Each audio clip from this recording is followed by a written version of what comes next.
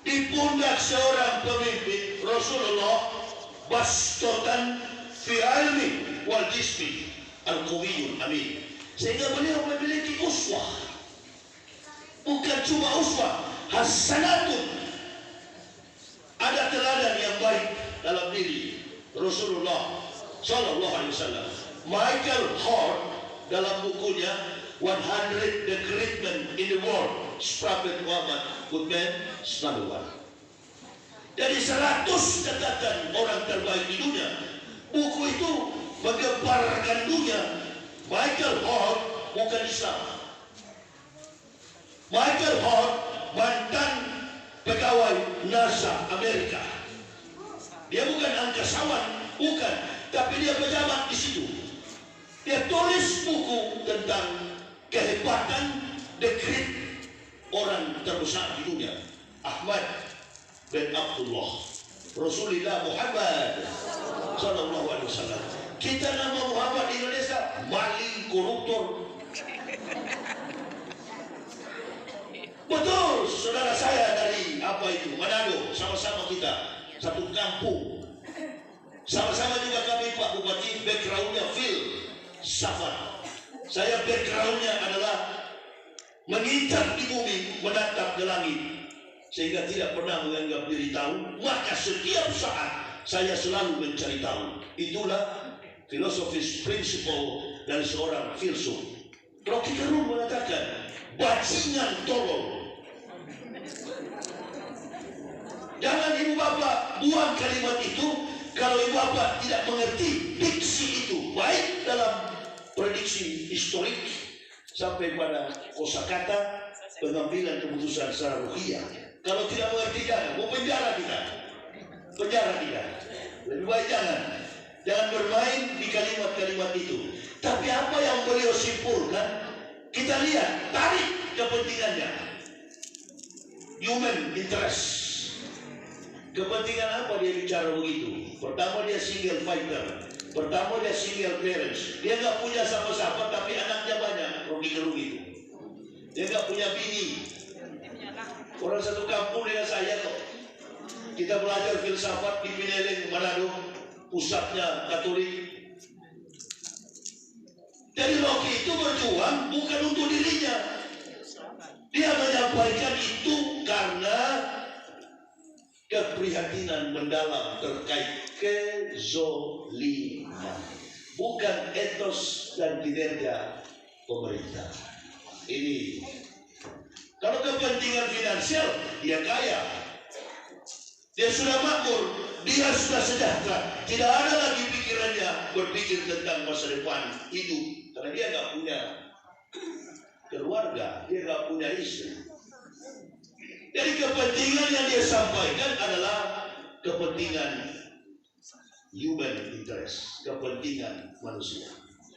Ibu-ibu bawa pelanggan di jalan, bahkan mahasiswa.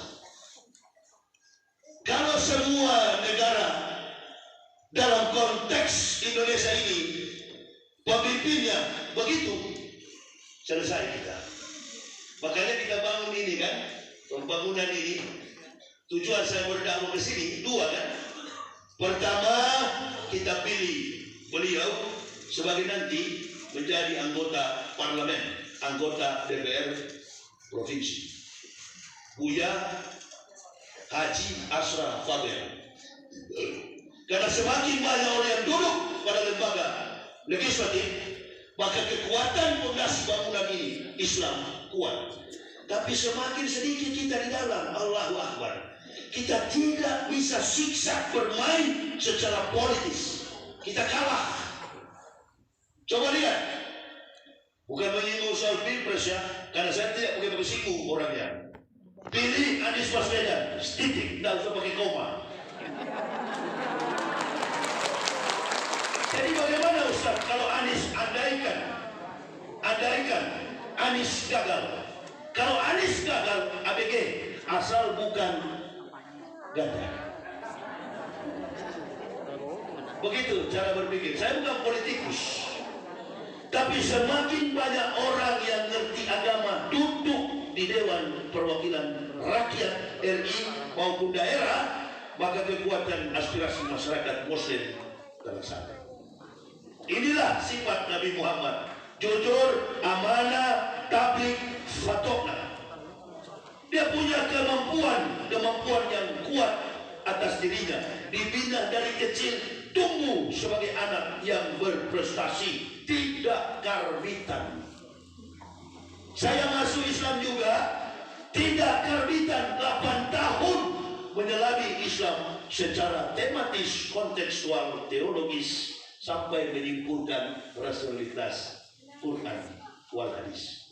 Jadi jangan ibu bapak berpikir kita dari kafir ini nggak ngerti Islam. Oh, sampai jadi istilah kau ini mualaf baru belajar. Yo, kita kuat secara basic keimanan dan tidak ada kepentingan lain di kepala kami ini kecuali hanya untuk dakwah bisa. Malu saya, Pak Bupati. Saya dulu Kristen, saya pernah jadi ketua sekolah tinggi teologi Calvinist Ebenezer from Stuttgart, Jerman. Lalu saya tingkatkan akreditasi STT ini menjadi Universitas Kristen Papua, mempendetakan para pendeta. Ya, nama-nama pendeta yang saya pendetakan, pendeta-pendeta jago-jago yang senior di Papua: Samuel Imbi, Paulus Yungicu, Paulus Andri Chu, Abraham Maudoma. Banyak sekali yang sudah lebih tua dari saya. Umur saya konon waktu itu baru 34 tahun. Jadi saya sudah berkiprah di bidang hal ini, akademik gereja ini sudah lama. Tapi saya sempat belajar tentang kebenaran Islam karena saya ragu secara teori Bible or New and Old Testament Kristen. Itu yang orang sekarang bilang Injil. Injil dari mana? Sampai saya masuk penjara, dibuktikan di depan pengadilan, saya bebas. Tidak ada saya minta umat Islam bela saya. Wallah. Egy Sujana, semua yang minta untuk jadi pengacara saya tolak. Imam yang sidangkan saya, hakim yang putuskan sidang saya, Wahyu Imam Santoso, yang sidang dan masukkan Sambo ke dalam penjara. Hakim yang paling kritis, hakim yang pintar, hakim yang tidak pernah bermain-main dengan jabatan, Wahyu Imam Santoso. Kesimpulan dari sidang saya, istri saya ini ketakutan. Pak, katanya Bapak diancam seperti pasal saya sama dengan kafir yang menghina Islam, Ahok. Ini negara kita jadi rusak karena kafir-kafir ini duduk pada lembaga-lembaga strategis pemerintah. Itu pikiran saya dengan Pak Bupati, Bapak nggak tahu. Ulama dan umaro mitra seperjalanan untuk berpikir bagaimana negara ini ke depan, agama ini ke depan. Jadi kalau Ustaz nggak ngerti persoalan politik, tak usah lempar handuk, tak usah jadi Ustaz. Kalau cuma hafal dari Al-Baqarah sampai Anas tapi tidak bisa menyimpulkan problematika politis, tak usah jadi Ustaz, nanti jadi penjilat antum. Di mana harus ke sana seperti tai, seperti kotoran, seperti tinja. Di mana harus pergi, tai itu ke sana, nggak pernah melawan, tai. Harus keras begitu. Gak bisa bermain-main. Coba lihat Buya Hamka, sampai minum kencing sendiri di dalam penjara. Itu baru namanya Ustaz. Tapi sekarang ini kan bermain bahasa, cari kata-kata yang lembut, bila perlu jilat. Di dalam diri saya dari kafir sampai sekarang gak ada tipe jilat itu. Mungkin ini yang Allah berikan karakter saya. Dari sekian banyak pendeta-pendeta yang pintar-pintar, sini kamu Yahya, saya ambil kau jadi pendakwah Islam. Tegakkan ini sampai kau masuk ke dalam liang kubur. Dan tak usah menjilat kepada siapapun. Bahkan saya mengatakan kaki saya ini haram untuk injak rumah dinas. Wadawatun fisabilillahi au rohautun khairun minad dunya wa ma fiha. Pagi atau sore berjuang di jalan Allah berangkat berjuang di jalan Allah lebih mulia daripada dunia dan segala isinya. Model tipe kesenangan apa yang belum anak rasakan? Makanya hakim di pengadilan mengatakan, jaksa penuntut umum ini mana yang ahli terdakwa atau yang 21 pendeta? 21 pendeta seluruh Indonesia kepung saya di pengadilan. Mana yang ahli? Dari tadi kata hakim saya lihat yang paling realistis, yang paling ilmiah justru terdakwa. Ketok palu, bebas kamu. Urusan agama, mana ada peristiwa historik dalam konsep vertikal. Urusan akhirat dibicarakan dalam pengadilan. Maaf yang mulia, mana fakta yuridis tentang surga dan neraka? Hakim saja dulu mungkin dia bingung, karena hakim punya satu kesanggupan dalam memutuskan pidana perkara seorang terdakwa, asumsi. Kalau di Amerika bukan hakim, judge, juri. Dia sudah tahu mana terdakwa berisi, mana jujur. Makanya orang Mabes mengatakan, Kabar Reskrim Komjen Pol Agus Andrianto, selama kami tahan Ustaz baru kali ini nggak mau pakai pengacara. 2 lautan sudah saya lewat, Sulawesi sampai ke Jakarta yang mulia. Saya laki-laki. Om Rizal Antarta. Saya laki-laki, antum laki-laki. Bagaimana riwayat orang-orang yang dari kafir masuk Islam? Mereka tidak pernah manja. Dan mereka tidak gubris dengan kelompok munafik dan kafir. Karena kelompok ini dibenci Allah. Bahkan disuruh kepada Nabi, hancurkan mereka. Ya ayuhan nabiyyu, jahidil kufar wal munafikin waqlus alaihim wa bawahum jahanam wa bi'sal masir. Karena tempat kembali mereka neraka jahanam yang sangat pedih. Konkretnya negara kita ini, persentase orang Kristen itu Hindu muda kecil. Tapi kenapa kita terpuruk? Karena yang kita lawan adalah kelompok munafik. Bahasa Arabnya bukan munafik, munafiah. Bandilek. Alalala. Saya baru lewat tadi malam saya ceramah, baru pulang jam 2 malam kami suami istri rukut tidur dekat subuh. Saya baru dari Solo, daerah Vietnam Selatan, jalannya begini-begini. Bayangkan Pak Bupati, saya wudhu, saya membuang air kecil, wudhu bukan di WC, tak ada itu apa itu cebok, gayu. Dan bahasa saya, bagaimana mau wudhu ini? Air mengalir dari sungai besar, begini besar ininya. Daerah Malalo. Tidak ada Malala, saya tahu, Faikumu, saya sudah sampai. Indonesia mana saya tidak sampai? Malala, Faya, Kumbua. Sudah sampai saya di Malala, jalannya begini-gini. Indonesia mana saya belum masuk? Tahu saya mana Pejile. Saya ketemu penjual ikan 15 Ramadan, 16 Ramadan, 17 Ramadan. Saya tanya, siapa Anda? Sampai 17 Ramadan saya syahadat. Dan itu yang memberikan. Jadi orang yang bisa bohong hatinya sama saya. Saya tahu mana penjilat. Kalau mau Islam ini ke depan jaya, berhenti. Hati yang busuk itu stop. Ibu bapak lihat bupati tadi bilang 6 hari di rumah sakit. Jangan berpikir beliau ini duduk sebagai bupati senang.